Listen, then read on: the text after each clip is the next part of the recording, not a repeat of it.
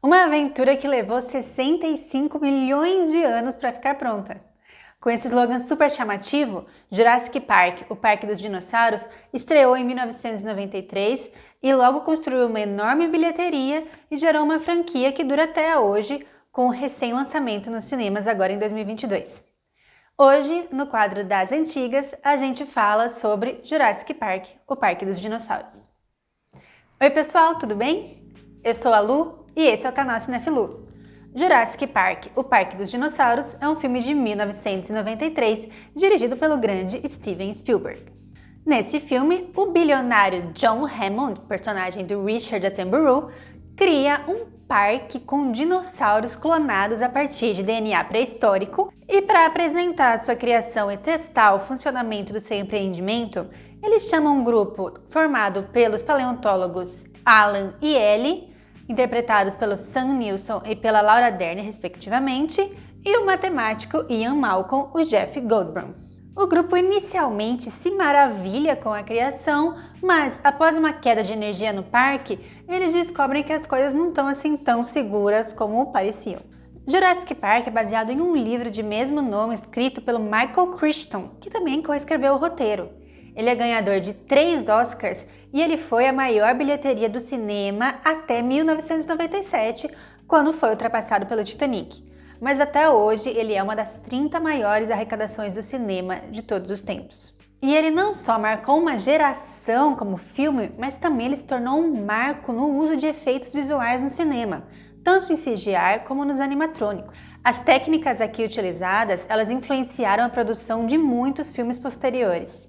Os modelos animatrônicos, como utilizado para fazer o T-Rex, que é uma estrela do filme, eles foram criados pela equipe do Stan Winston, que havia criado apenas a mãe Alien do filme Alien 2.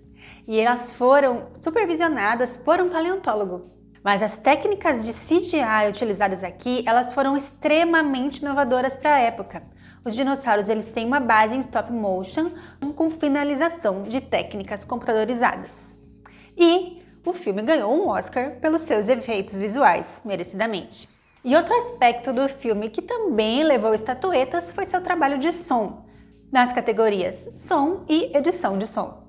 A equipe de som desse filme ela foi supervisionada pelo George Lucas e o Spielberg estava tão preocupado com a experiência sonora desse filme que ele até investiu na criação de uma companhia para melhoramento do som surround, do som digital.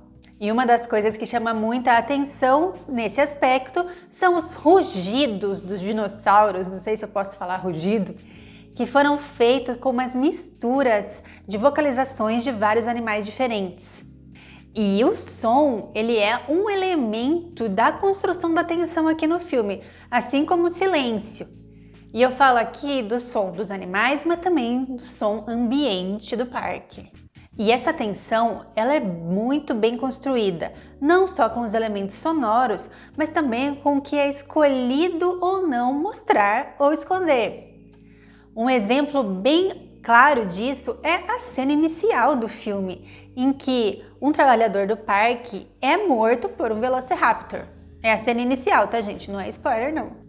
Aqui, além do elemento musical, a gente tem uns planos detalhes nos focos de tensão que insinuam apenas ali a presença do dinossauro. A gente vê apenas um olho dele, depois corta para um olho do humano, a boca do humano gritando, a mão dele perdendo a vida, o barulho dos tiros. Então a tensão aqui já é bem construída no comecinho do filme e a gente já fica sabendo que pode dar algum problema ali envolvendo os dinossauros. E na verdade essas questões, essa tensão envolvendo os dinossauros, elas quase beiram o terror, né? Porque tem morte, tem perseguição por dinossauros e até crianças passam por muito perrengue e por situações de quase morte. Isso porque juntam-se ao grupo 2 netos do Hammond que vão até ter uma subtrama para eles envolvendo também o Alan. E a música, ela também é um elemento bem importante nas emoções aqui do filme. A trilha sonora é composta pelo John Williams, que é um grande compositor de cinema, e além de ter virado clássica, ela contribui muito pelo clima aqui. Então é interessante como cada elemento do filme contribui para construir uma narrativa coesa e que tem impacto sobre a gente. O tema, a escolha dos personagens e suas profissões, a forma como eles são apresentados, as teorias que envolvem aqui o trabalho deles e os elementos de causa e efeito. Inclusive, a explicação sobre como foram criados os dinossauros e como foi esse processo de clonagem, que é uma dúvida que todo espectador teria, ela é explicada como se fosse um vídeo institucional do próprio parque. Tem até uma animaçãozinha bem legal assim, que foi uma ótima sacada, né? Porque a explicação fica dentro do contexto da trama. E para mim, uma das teorias trazidas pelos personagens que mais enriquece toda essa narrativa é a teoria do caos do Malcolm. Ele trabalha com essa teoria e inclusive ele a utiliza como argumento para não ser muito a favor daquele parque ali não, e ela se aplica na trama de uma forma bem interessante. Inclusive, para mim, se não fosse por essa teoria estar aqui, a subtrama e o destino do personagem Dennis Nedry poderia ficar um pouco deslocada, um pouco incompleta. Mas os apontamentos da teoria do caos trazidos pelo Malcolm, eles aglutinam os acontecimentos do filme, eles criam uma teia de sentidos. E a cena final envolvendo os dinossauros, que obviamente eu não vou falar o que acontece, mas para mim ela sintetiza e reforça as discussões que estavam trazidas aqui no filme sobre teoria do caos, sobre expansão da vida, sobre lei da selva, sobre ética científica. Inclusive, nessa cena final tem um plano em que sequências de DNA se refletem na pele de um Velociraptor, que assim, sintetiza toda essa discussão mesmo, é bem legal. E ficaram muito marcadas na minha cabeça as cenas mais tensas do filme, né, de quando eu assisti quando era criança, mas agora adulta foi muito legal perceber melhor esse subtexto envolvendo a ética científica que tem muito forte aqui no filme.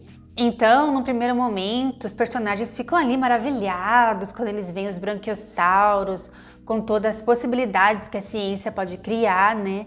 Mas depois eles vão ali sofrendo os perigos que o uso da ciência sem ética pode causar, ou sem um cuidado rigoroso. É um embate entre o que se pode fazer com o que se deveria fazer. É curioso como essa questão ainda é muito atual, né? Ainda mais envolvendo manipulação genética, que é um campo que evoluiu muito rápido nesses últimos 30 anos. Mas também tem os outros pontos aqui que eu acho que ainda são bem atuais também, como toda essa questão de um bilionário excêntrico envolvendo com ciência de ponta, com criação de ciência e campos aí pouco explorados. Inclusive, né, o personagem do Nedry, ele é um vilão aqui, mas quando ele reclama de baixos salários, será que ele estava errado? E outra coisa muito interessante é que a Ellie, a personagem de Laura Dern, ela tem algumas frases pontuais em que ela questiona atitudes sexistas, certo machismo, para quem acha que esse tipo de pauta é um negócio de filmes atuais. Resumindo, o Parque dos Dinossauros passou a ser tão importante que em 2018 ele foi escolhido para ser preservado no Registro Nacional de Filmes da Biblioteca do Congresso Americano. E a influência dele vai para além do cinema. Assim como a gente comentou em Top Gun de 1986, que influenciou pessoas a ingressarem na carreira militar, há uma discussão sobre Jurassic Park ter influenciado a formação de uma geração de paleontólogos que se interessaram pelo tema pela primeira vez ao assistir esse filme e que hoje em dia têm feito pesquisas reais sobre dinossauros. E é engraçado, né? Como a vida inspira a arte, mas a arte também inspira a vida. E se você ficou com vontade de ver ou rever esse marco do cinema, ele está disponível para streaming no Telecine, no Paramount Plus, no Now e no Play.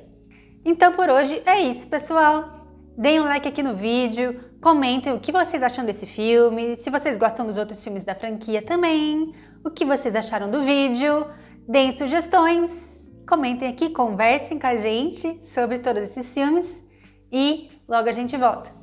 Até a próxima!